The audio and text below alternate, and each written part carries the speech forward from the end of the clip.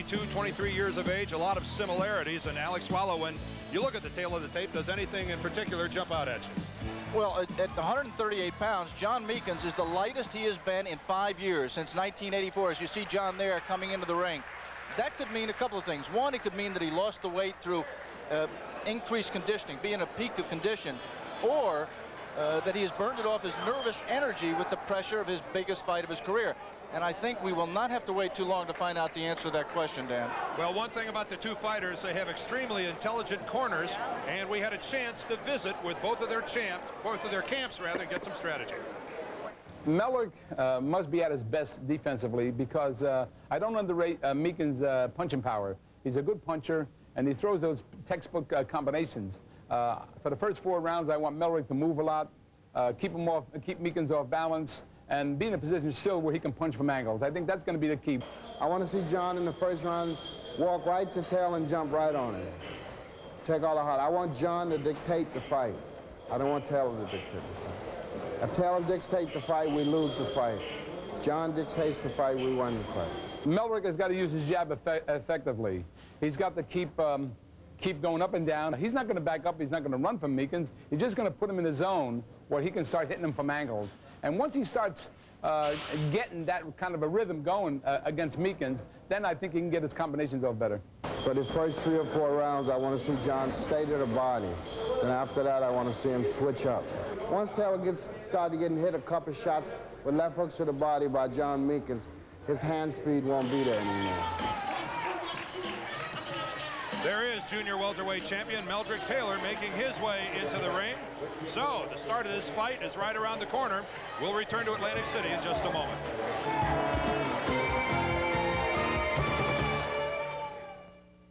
I'd rather switch than itch. So I switched to junior welterweight title fight. Here is the champion, Meldrick Taylor, undefeated. Only 1 draw mars his record, that a draw a couple of years ago to Howard Davis. And the challenger today, John Wesley Meekins, the number 3 ranked IBF world contender, and he sports a very impressive 21-2. The IBF rules will be in effect today. The scoring is on a 10-point must system, no 3 knockdown rule, no standing 8 count, and a fighter cannot be saved by the bell in any round. Dan, for those people not familiar with the 10-point must system, it simply means that you must score 10 points for the winner of a round. If you feel a round is even, make it 10-10. If it's a close round, score it 10-9 for the winner. If it is a dominant round, usually involving a knockdown, score it 10-8. And increasingly in recent years, there have been a tendency to score by wider margins. If it is a very, very one-sided round, usually 2 or more knockdowns involved, score at 10-7. A 10-7 round is very rare. Our referee today is Steve Smoger, who, interestingly enough, is a chief prosecuting attorney here in the city of Atlantic City, so we shouldn't have any disputes. And our judges for the day, we have Richard Murray, John Stewart, and Phil Newman, the 3 judges who will score again. The referee does not score, and there's the bell, and round 1 underway. Meldrick Taylor in the black trunks, John Meekins in the beige. We heard John Meekins' trainer, Jimmy Glenn, saying he wanted to have John jump right on Meldrick Taylor. I think that's wishful thinking. John is generally a slow starter, likes to feel his man out. You got the feeling from talking to both of these fellas yesterday that neither one of them wanted to get in each other's face. Meldrick Taylor a little taken back by the way that he was come after in the opening round by Buddy McGirt. He thought that McGirt really, Alex, didn't show him any respect. And he fired back in that first round, lost the first round, but I thought it was really one of the only rounds he lost in that fight. A tremendously impressive performance against Buddy McGirt. The first thing that becomes apparent when you watch Meldrick Taylor fight is his awesome hand speed.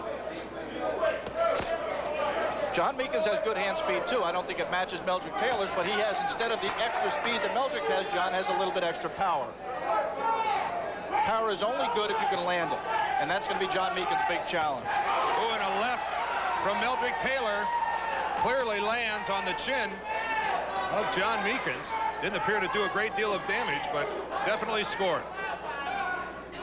One thing we should point out, John Meekins has a history of having a questionable chin, has been down only twice. There's a left hook, and Meekins did not react well.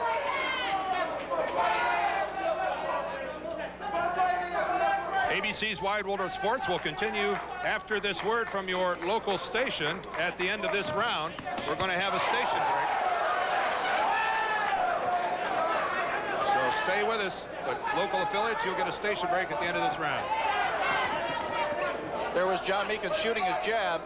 Meldrick Taylor told us yesterday, Dan, after the weigh-in, that he feels that the jab is going to be a very, very important thing. He wants to block and slip Meekins' jab and land his. And he feels if he can do that, then he can dictate this fight. Both fighters fighting conventionally in the right-handed stance. And Meldrick Taylor scoring early, going to the body. Again, working inside and low. And nothing coming back from Meekins.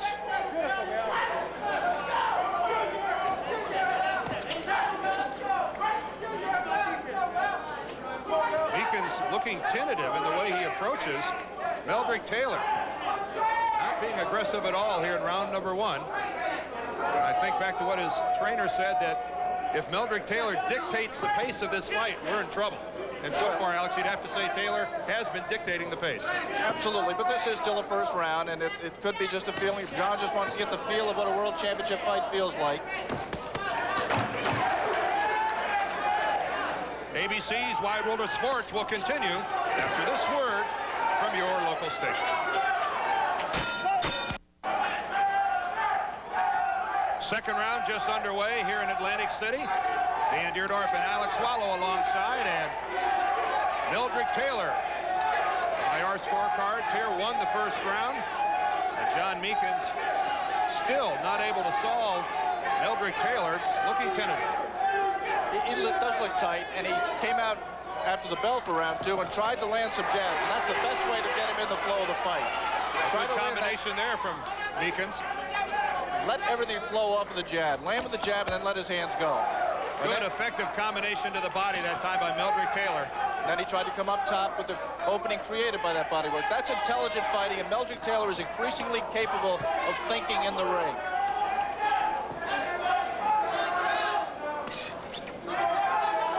You and I were discussing the potential for tightness in John Meekins. You thought you detected some of that yesterday. Well, as I said at the top of the show after the tail of tape, Dan, I thought that weight was a sign that he might be very, very nervous coming up to this opportunity. It is the land of the unknown, a class of fighter he's never faced before, and it's just interesting to see how fighters react when they step up in class. Meldrick Taylor stabbing with the left jab and then coming back to the body, coming back to the ribs with the right, and every time he's used that combination, he's scored with. Right now, John Meekins faces a faster-handed fighter than he's ever faced in his career. He did spar with Meldrick Taylor, in fact, when they both were trying out for the Olympic team in 1984, a couple of rounds. But Meldrick Taylor right now is as quick as anybody in the sport, I believe, and John Meekins has to make the proper adjustment. While he's making those adjustments, Meldrick Taylor is scoring a lot of points. Good solid right from Taylor. And Meldrick Taylor effective, working low and then coming back up top. And Meldrick Taylor just got cut. He's cut over his left eye. I don't know if it was when the heads went down, and he just hurt Meekins a little bit with the power in his left hook to the body, and another one. But you're right, over the left eye of Meldrick Taylor has opened a pretty good-sized cut, and it's actually bleeding down into his eyes. And it's given Meldrick a little bit of desperation. This is very early in the fight. Do not forget that Meldrick Taylor cut himself very badly in the final round of the McGirt fight, his last fight. But that was the other eye. That was the right eye. This is a brand new cut. It has not charged up John Meekins. You would expect it to inspire John Meekins to go after him. But instead, it inspired Meldrick Taylor, and Meekins has remained tentative since the cut. Round two comes to a close. They'll be busy in Meldrick Taylor's corner. Stay with us. We'll be back. That's Meldrick Taylor being attended to in his corner. The cut visible over his left eye. This is the beginning of round number 3. And Alex, it was a butt, we've confirmed, that caused the cut. At the end of the round, referee Steve Smoger went over to Larry Hazard at ringside and said it was an unintentional butt. What that means is that if on an accidental foul that causes a cut, if the fight does not go 6 rounds, it will be a no decision. If it goes past 6 rounds, the fighter who is ahead on points will be declared the winner. And that's if the fight has to be stopped because of the cut itself. That's correct. But if John Meekins starts to land some of those right hands, gets on track here, which he's not done yet, but if he does, that could become a very bad cut indeed. It's in a bad place. Well, you can tell that Meekins is attempting to pinpoint his jab, trying to find the cut, and there's that right you were talking about. John Meekins with only the 1 loss on his record, certainly no fool in the ring, going right after the cut on Meldrick Taylor, and scores there with a right.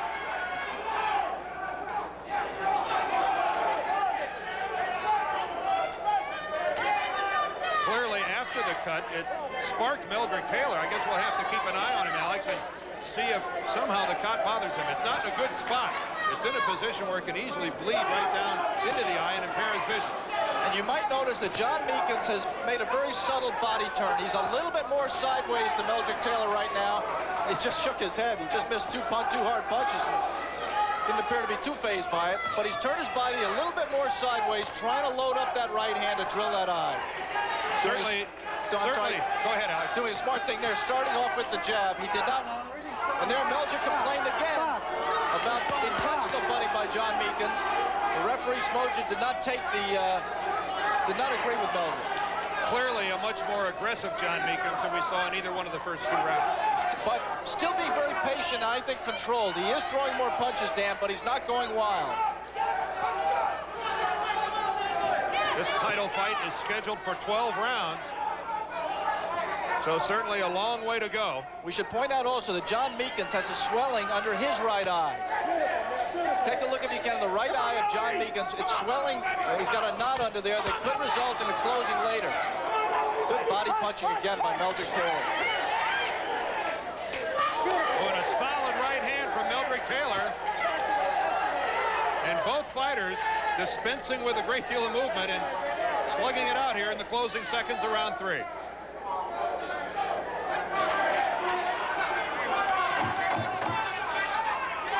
The end of the 3rd round. We're going to schedule it for 12. We'll be right back. Action here in round 4.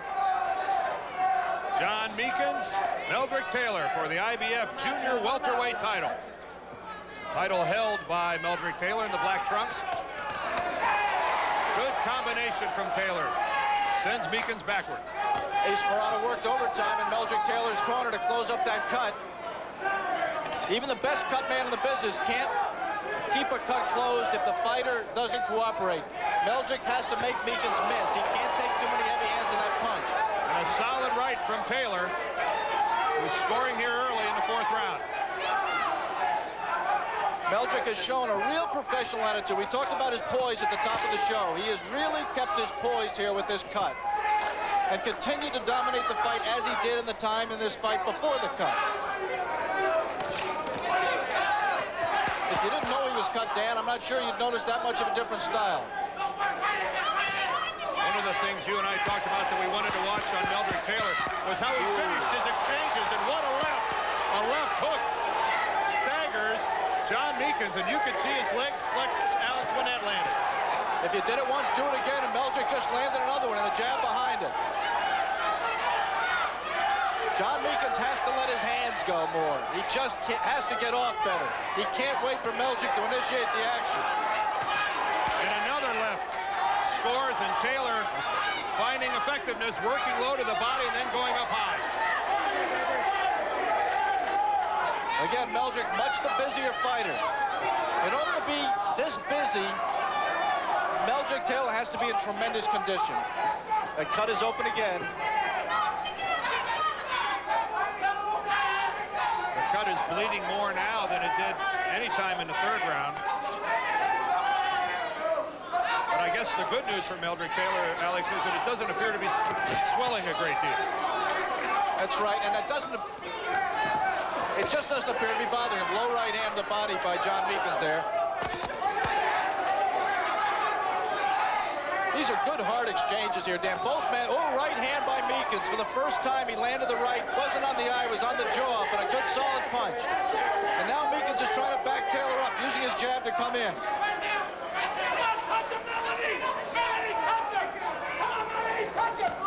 going to stay between rounds. Take a look in the corner of Meldrick Taylor. Another low right hand by Meekins.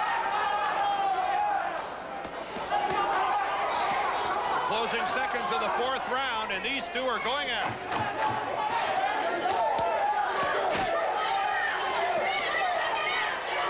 Meekins finishes the round by having Meldrick Taylor up on the ropes, and there's the bell. A good finish for John Meekins.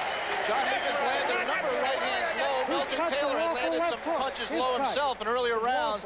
And now John Meekins is cut on his right eye. We see Eddie Eliano, his cut man, go over, and there you see Eddie putting the gauze pads on John Meekins' right eye. His cut is in the corner of the eye. Gotta turn that right hand loose.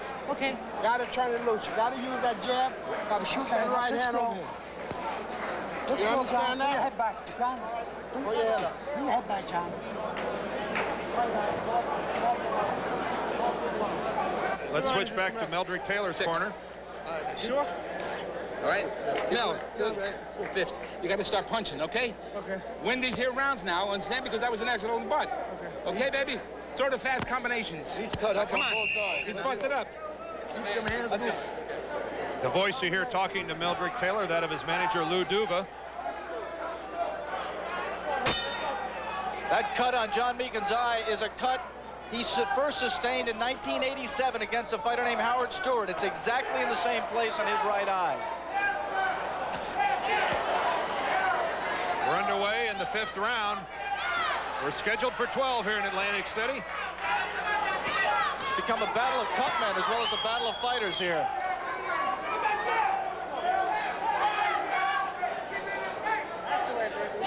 Both men realizing a great deal at stake for Meldrick Taylor if he should win this fight. Looking down the road at the potential date with Julio Cesar Chavez, who almost certainly will move up from the lightweights. And for John Meekins, his first shot at a title. And he finds himself in the same position that Meldrick Taylor found himself in against Buddy McGirt back in September. One thing that these cuts mean, Dan, is this. These fighters cannot wait into the late rounds, let the other fighter build up an early lead, as Meekins has let Meldrick do, because if this fight is stopped after 6 rounds because of the cuts, they will go to the scorecard. Oh, and a solid right hand, and John Meekins is staggered. And Meldrick Taylor closing in.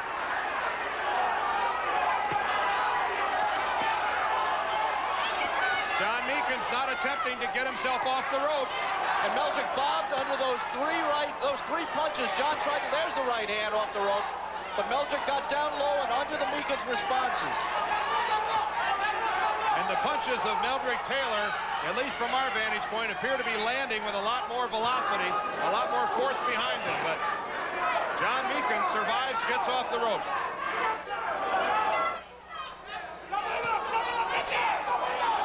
Saw Meldrick throw an uppercut there as Meekins bent over. Meldrick threw the perfect punch, an uppercut.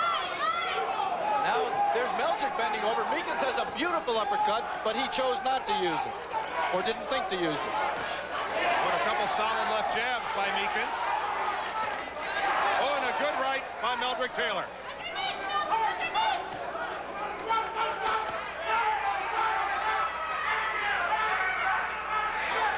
There, Meldrick Taylor spun Meekins. Something that his trainer, George Benton, emphasizes with him. Turn him, turn him, turn him. But something where added strength is required if you're going to fight with that sort of a tactic, and clearly Meldrick Taylor is stronger.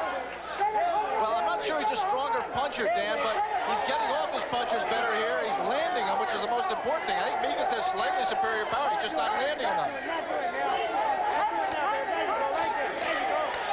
We're inside the final 10 seconds of the 5th round. This is all we asked for and more. We'll be back to Atlantic City in a moment.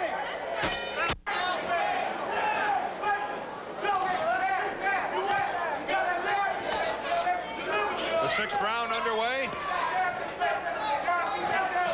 Both corners busy, Alex, with advice for their fighters. John Meekins in his corner heard Jimmy Glenn just tell his man he's just got to put more punches together, and that really, there's really no mystery. It's been an easy fight to score thus far. If you forget about the cuts and just concentrate on punches landed, Meldrick Taylor has dominated some rounds, has won a few a little bit closer, but he has won in our scorecards every round.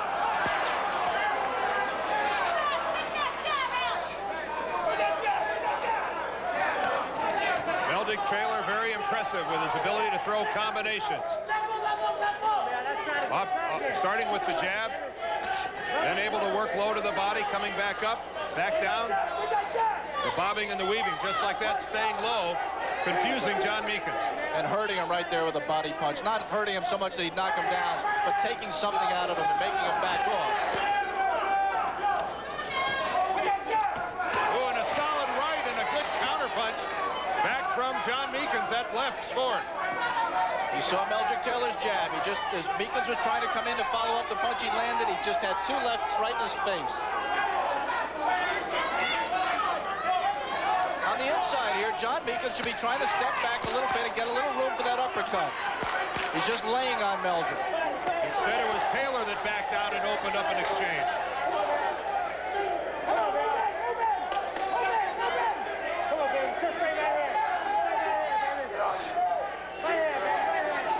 Meldrick Taylor clearly just trying to size up Meekins, fighting like a fighter with a great deal of confidence. With the way he scored early, no wonder why he has that confidence.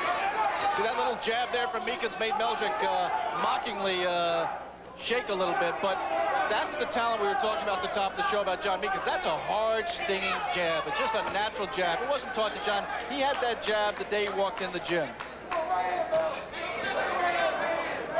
Both fighters cut, although neither bleeding to any degree here in the 6th round.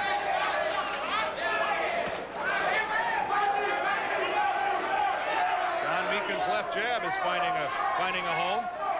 John Meekins has some kind of a mark. I don't know if it's a cut under his left eye or it's about to open up, but he's got, oh, now Meldrick Taylor's cut his mouth. I tell you, it's a real medical report show here. Meldrick's mouth is wide open. He's bleeding from his mouth. A lot of cotton going to be put to use in each of these fighters' corners. We'll be back for the 7th round after this.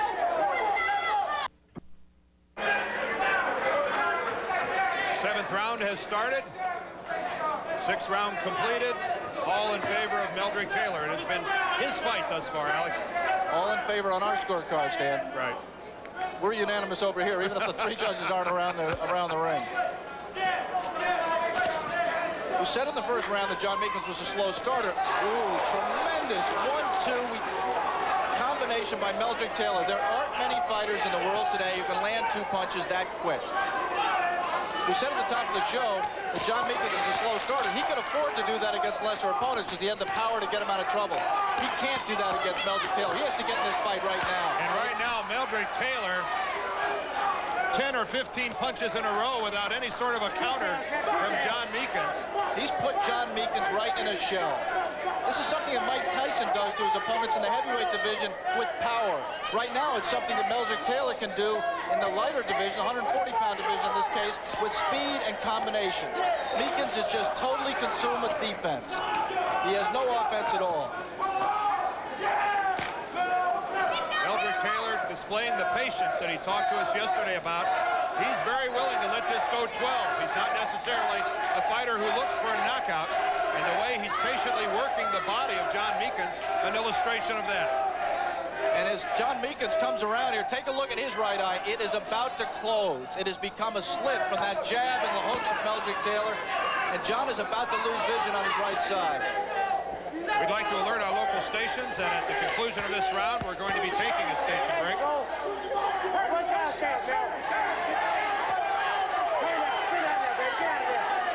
Even though Meldrick Taylor's in the corner, look at him spin Meekins around that time. Another illustration of him heeding his trainer's advice. Now John Meekins is going to have to fight. Because he's losing his vision, he's going to have to fight in close. He's just going to have to put his head on Meldrick Taylor's shoulder or chest and let his hands go. And the right eye of John Meekins, as Alex Wallow told you, really beginning to close. Again, Taylor spinning out of the corner, then pushing his man with his right hand. Trying to punch from angles.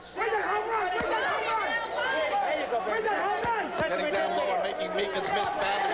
Ooh. two both score to the head of Meekins. Boy, but John Meekins, Alex, I'm impressed by his toughness. He's been in trouble several times in this fight and hangs in there. He's determined. He's just right now not skillful enough. He's learning a lot in there, but it's a horrible lesson to learn at a tremendous cost. ABC's Wide World of Sports will continue after this word from your local station.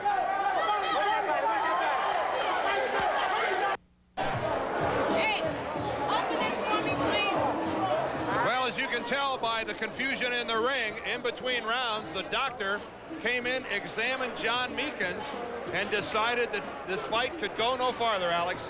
Technically, according to IBF rules, the doctor, in this case Frank Doggett, does not have the ability to stop the fight. But he walked out of the corner, walked right over to the commissioner, Larry Hazard, waved his arms, and the referee, Steve Smoger, technically chose to agree with his decision and stop the fight.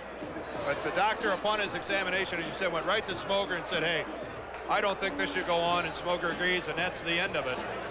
After 7 rounds, John Wesley Meekins can't answer the bell for the 8th, and Meldrick Taylor successfully defends his junior welterweight title. They're still trying to get some medication out of that cut to Meldrick Taylor. Let's give Meldrick credit. He was cut over his eye, cut later in his mouth, and he just never lost his poise. He kept that poise that he showed us first in Los Angeles in 1984 at 17 years old. He has always risen to the occasion, and he did again here today. We've got the official scorecards, Dan, and let's just see. One judge, Richard Murray, gave the 3rd round to John Meekins and gave all the rest to Meldrick Taylor. Judge John Stewart had the 3rd round even and gave all the rest to Meldrick Taylor, and Judge Phil Newman also scored the round 3 for for John Meekins, and all the rest for Meldrick Taylor. Well, we'll be back here in Atlantic City for some interviews, and we are back in Atlantic City, and right now let's go up into the ring and get the decision. Here's ring announcer Michael Buffer. Ladies and gentlemen, referee Steve Smoger, acting on the advice of Chief Ringside Physician Dr. Frank B. Doggett, stops this bout at the end of the 7th round. The winner by TKO, and still the undefeated junior welterweight champion of the world, Meldrick Taylor.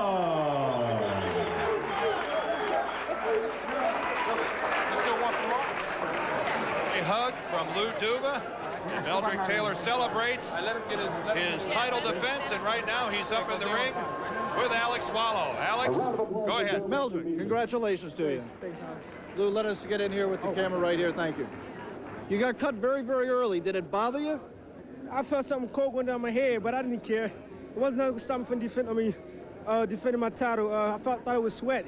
I went back to the corner. He said it wasn't that bad, so I didn't worry about it. I knew that I was in control of the fight, so I didn't let it discourage me at all. You're still young, Meldrick. You're still learning. Did you learn anything special in this fight? Not really. You know, it was a tough fight.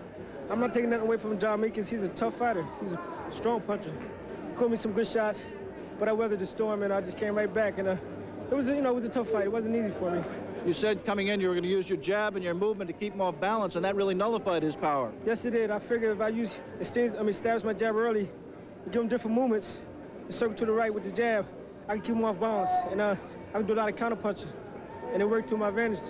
We talked in the opening of the show, Meldrick, about the fact that you're maturing outside the ring, becoming a man with your responsibilities. And we were curious to see if that maturity came into the ring, that you had more power. You certainly busted him up all over. He was swelling under both eyes and cut over one. Do you feel that you're punching with more power right now? People keep saying that I can't punch. And I'm starting to prove it time and time again that I got a good punch. If I didn't have a good punch, I would never stop McGirt. I would never stop Meekins. I bust them all up, so it tells you right there I must be hitting hard. Meldrick, you won the Olympic title at 125 pounds. Now you're 140. How long are you going to be able to stay at 140 pounds, or will you move up to welterweight in the near future? Well, I would like to campaign for another year, possibly fight Chavez somewhere down the line. Take a couple more. You just said the magic word. The magic word for Meldrick Taylor is Julio Cesar Chavez, right now the WBA and WBC lightweight champion. That is the big money fight for you. When do you think you could fight? I'm going to get Lou Dubin because he's whispering in your ear. Well, what did he say? I would like to pick my fight. I'd like to get a shot at the winners of Mancini and Comantre fight, and then move on to Chavez.